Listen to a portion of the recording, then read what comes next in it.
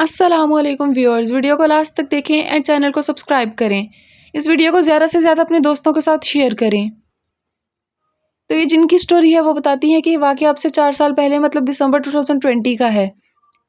یہ بتاتی ہے کہ تب ان کے ساتھ بہت عجیب و غریب واقعات ہوئے تھے اور وہ واقعات ان کی زندگی کے بہت خوفناک واقعات تھے۔ جیسے کہ ان کو شام میں چھت پر جانے کی عادت تھی، جس عادت کی وجہ سے یہ اکثر اپنی ماما سے ڈانٹ بھی کھایا کرتی تھیں، کیونکہ ان کی ماما اس چیز کو اچھا نہیں سمجھتی تھی۔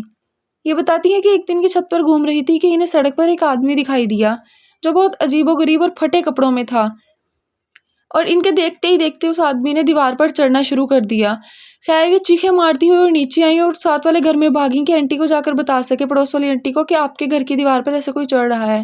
لیکن وہاں پر ایسا کچھ نہیں تھا، اور واپسی پر میں نے گھر میں آ کر ماما سے بھی بہت ڈانٹ کھائی۔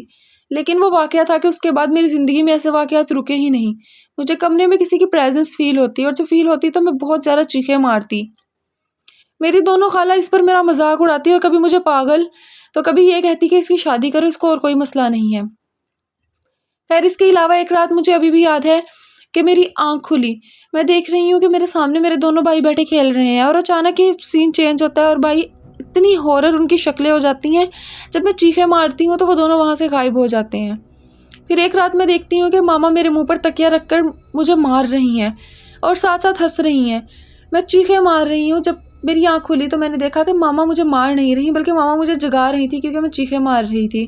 اس کے علاوہ بھی میرے ساتھ مجھے ہر ٹائم کسی نہ کسی کی پریزنس فیل ہوتی رہتی۔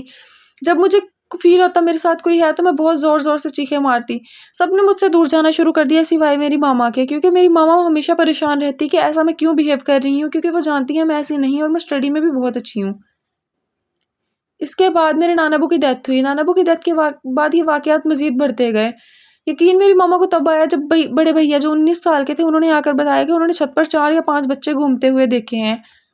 اس کے بعد ایک دن جب بابا مسجد میں گئے تو چھوٹا بھائی مسجد میں گیا اور جا کر بابا کو بولا کہ بابا کہ جلدی گھر آ جائیں، ماما آپ کو بلا رہی ہیں، کہہ رہی ہیں کوئی بہت ایمرجنسی ہے۔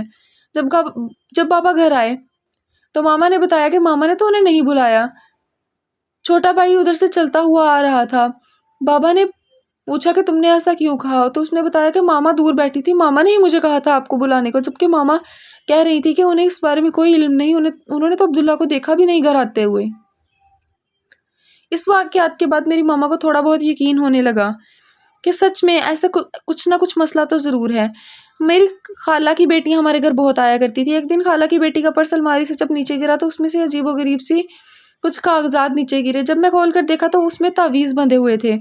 وہ تعویذ پاگل اور بربادی کے تھے۔ جب میں نے انہیں چیک کروایا تو وہ اس کے تھوڑے دنوں بعد میری خالہ کی اور ان کی بیٹی کی ماما سے بہت بری لڑائی ہوئی۔ انہوں نے کہا کہ میری بیٹی کو طلاق ہوئی جب سے یہ اس قدر ڈپریشن میں ہے، اور جویریہ کے بھائی اس سے اتنا پیار کرتے ہیں، یہ بات برداشت نہیں ہو رہی۔ اس کو خود شرم نہیں آتی کہ اس کی کزن کتنے ڈپریشن میں ہے اور یہ اپنے بھائیوں کے ساتھ کتنی ہنسی خوشی زندگی گزار رہی ہے۔ خیر اس میں میرا کوئی قصور نہیں اگر دیکھا جائے تو، لیکن وہ بضد تھی۔